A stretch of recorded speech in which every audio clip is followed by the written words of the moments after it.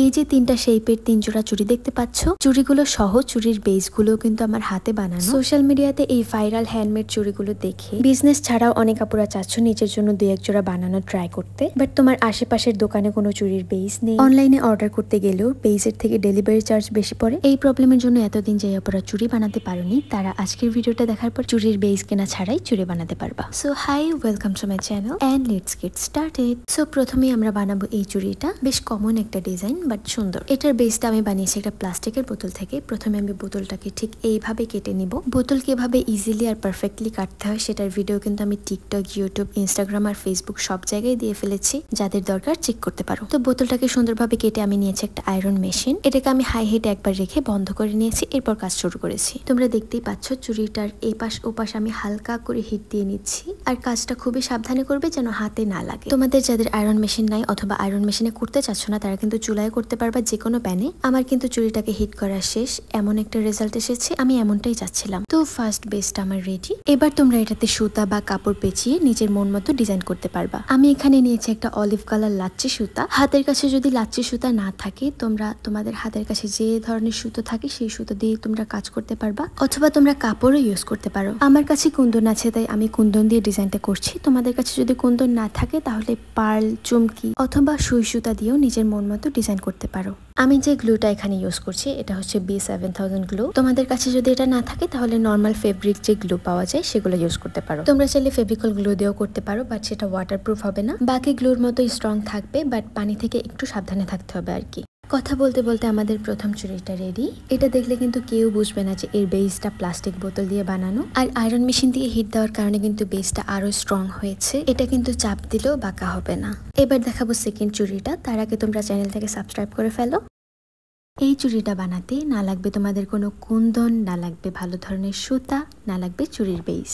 And guess what, এই চুড়িটার base আমি বানিয়েছি কাগজ দিয়ে। প্রথমে এমন একটা কাগজ নিবা, এটার কোনো সাইজ নাই, যে কোনো সাইজের নিতে পারো। এটাকে প্রথমে কোনো একটা কিছুর মাধ্যমে একটা স্টিক বানিয়ে নিব, তোমরা যেভাবে দেখতে পাচ্ছ। আর আগেই বলে রাখি, চুড়িটা কিন্তু ওয়াটারপ্রুফ হবে না। তোমরা যদি ওয়াটারপ্রুফ করতে চাও তাহলে স্টিকগুলো বানানোর পরে ওয়াটার কালার যে স্কচ টেপ পাওয়া যায় সেগুলো দিয়ে র্যাপ করে নিতে পারো। তো কাগজটা দিয়ে এভাবে একটা স্টিক বানানোর পরে লাস্টের দিকে আমি গ্লু লাগিয়ে দিচ্ছি যাতে এটা ছুটে না যায়। সেম ভাবে আমি 6টা স্টিক বানিয়ে নিয়েছি। তোমরা যদি চুড়িটাকে আরেকটু মোটা করতে চাও তাহলে আরেকটু বেশি করে নিতে পারো। তোমরা দেখতে পাচ্ছ একটা স্টিকের শেষ দিকে আমি একটু গ্লু লাগিয়ে অন্য একটা স্টিক ঠিক এইভাবে জোড়া লাগিয়ে দিচ্ছি।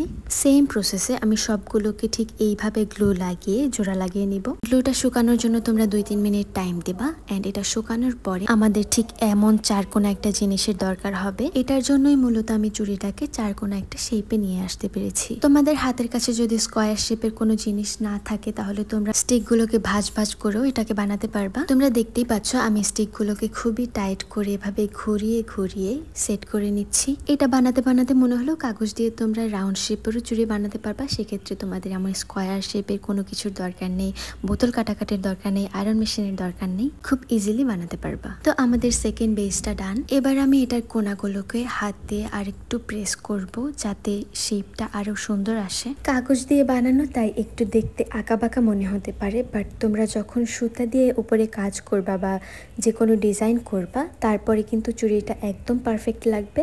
আমার চুড়ির বেসটা এবার কাজ করার জন্য একদম রেডি।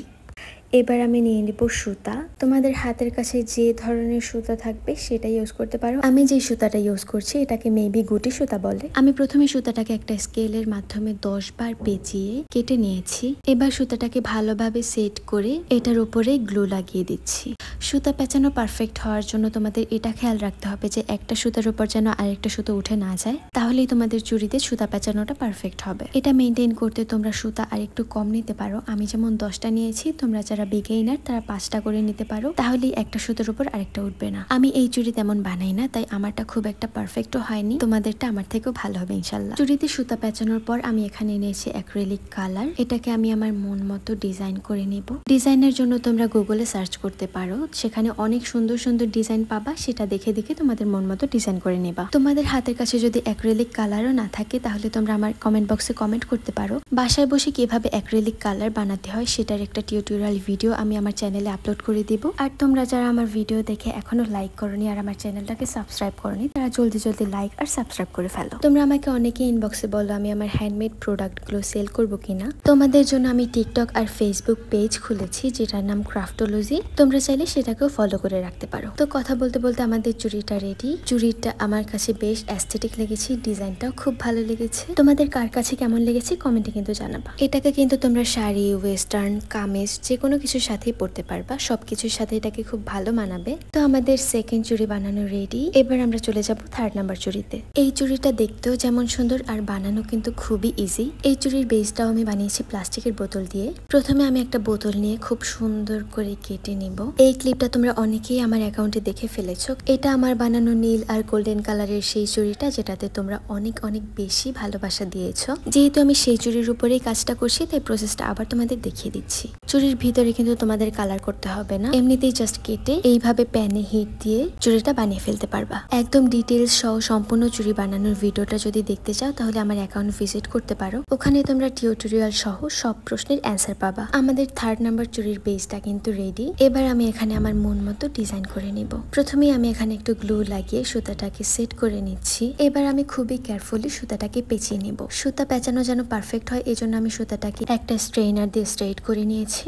তোমাদের কাছে যদি হেয়ার স্ট্রেইনার না থাকে তোমরা আয়রন মেশিন দিয়েও খুব সুন্দরভাবে স্ট্রেট করতে পারবা, অথবা স্ট্রেট না করেও করতে পারবা। সেক্ষেত্রে একটু টাইট করে ধরবা সুতাটা। স্ট্রেট করে নিলে সুতাটা পেঁচাতে একটু সুবিধা হয়। তোমরা দেখতেই পাচ্ছ আমার সুতা পেঁচানো কিন্তু একদম শেষের দিকে।